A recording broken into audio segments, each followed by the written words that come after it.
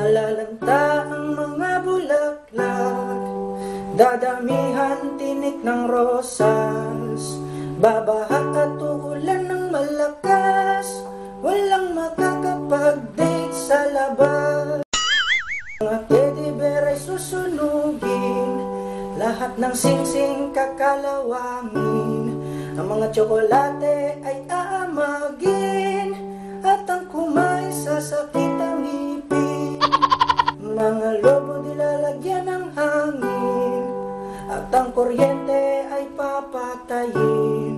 Ang buong Pilipinas ay didilim, mangyayari lahat ng yan sa Feb 14. Walang magsasaya sa Feb 14, wala nang Valentine sa Feb 14, diretso na agad sa Feb 15, o Pebrero sa kalendaryo'y alisin. Nasaan ba yung tubo? Hawakan mo ang kamay ko at dadalhin kita sa mama.